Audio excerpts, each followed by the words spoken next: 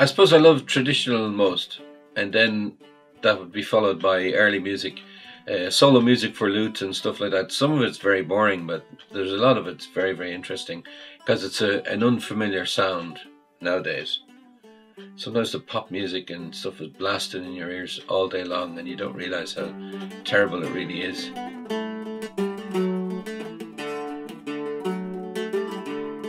My name is Paul Doyle. I'm an instrument maker and I've been building instruments for 35 years now. But my family have been building violins since 1890 or 1896 maybe. There was one grandfather and 5 of his kids actually made violins at some stage or other between 1920 and 1956 thereabouts.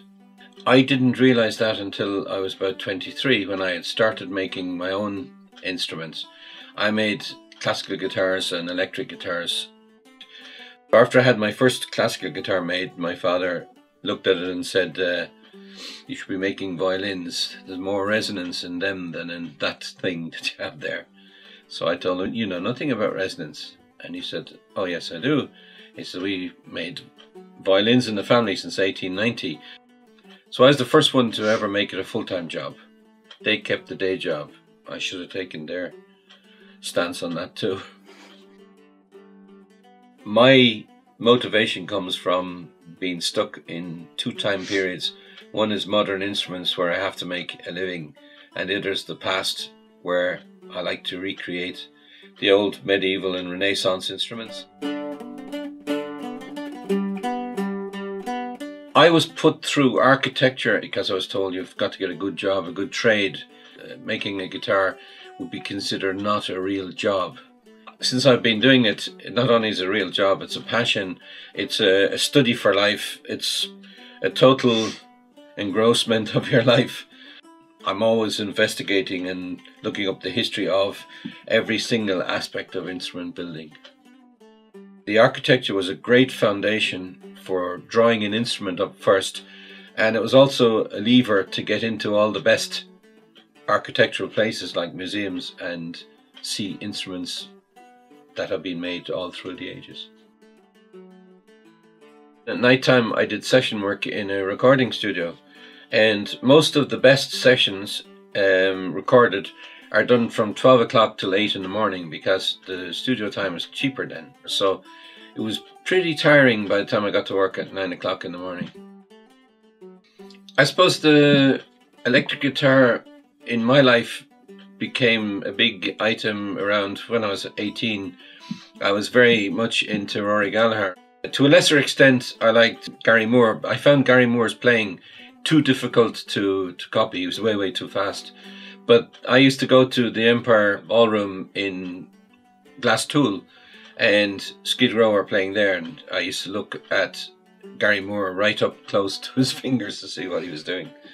But Rory Gallagher was easier and I could pick up all the riffs that he did. So he was kind of my hero at that time. To me, performing music was probably the greatest part of my life because I could play the music I loved. I remember one time in Galway I was playing in 3 different bands. Sometimes it would be confusing and I'd bring the wrong instrument. I'd say, oh, I should have brought the electric guitar tonight, so I'll have to do my blues on the bouzouki. But I was versatile enough to change things around.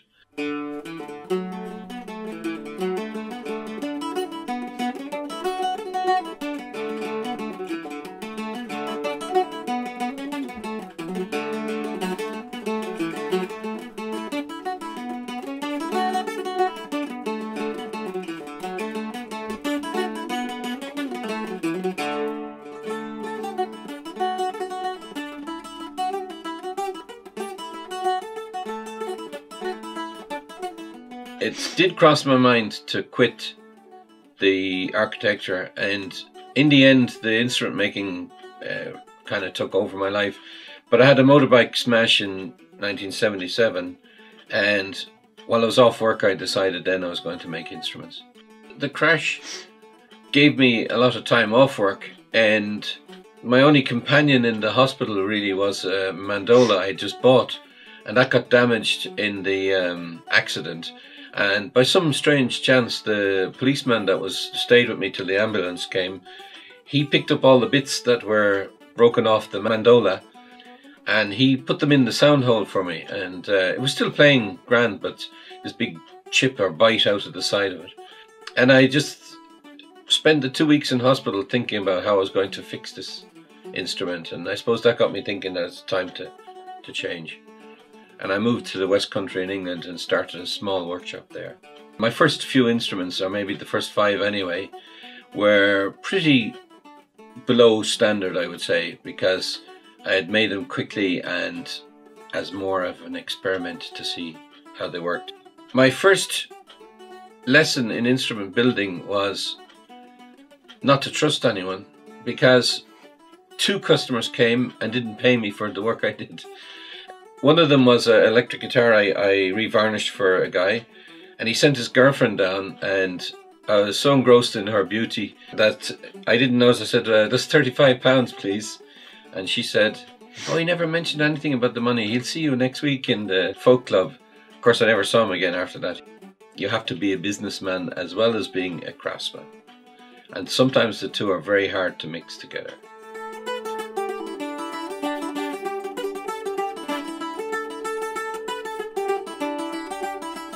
I made electric guitars in the beginning, so I had a good feeling that acoustic instruments were where the fun started, because an electric guitar was only a plank of wood with a few pickups and strings stretched over it, whereas the actual acoustic guitar had a soundboard, a box, and different barring methods created a different sound. So I can do an infinite number of different sounding instruments, all with the same look, but each one structurally different.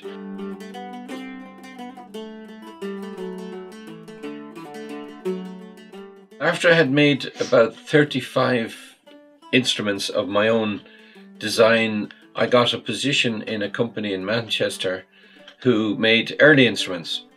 And the boss in that place was an American called Ephraim Segerman, and he always drummed into us to look at the scholarly side of things first before going and changing things to suit modern finishes and stuff like that. A good maker has to know his tools very well. There are machine tools that do a lot of work, but at the end of the day, it's good joint work that counts. To date, I suppose I've made the most harps, and they're a challenge to make every time because they have so many different angles on them to get all the angles right and then to get a perfect sounding instrument. The harp would definitely be my #1 instrument. I still love making violins, even though they take so long to do. And I love restoration of old instruments. Anything old that comes in here, 18th century, I love touching them and opening them up and seeing how they made them. Learning from early instruments does influence my modern instruments a lot. I never really liked a big jumbo guitar. The old bluesmen always had small bodied guitars. They took them from the 19th century. They wore them out by playing them 20 to 40 years. And they had a great sound. And of course I started on blues, so I like that sound. I suppose it took 10 years for me to realize that I could pass on this skill to others.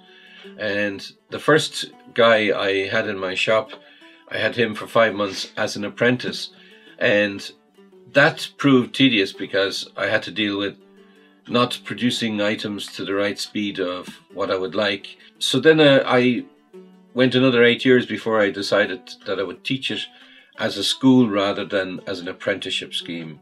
And that's worked very well for me since 1980, near enough. New students, generally speaking, are greenhorns, and it takes a lot to beat them into shape. But probably the best thing to listen to a student saying what he would like in an instrument and then pointing him with the right woods and the right barring, and then finally when it's finished he comes along and says, it's exactly what I wanted. Their own self-esteem has gone through the roof because they've created something what they consider wonderful, and probably is. Very few people sell their first instrument anyway, which is a sign that they enjoyed the making of that instrument.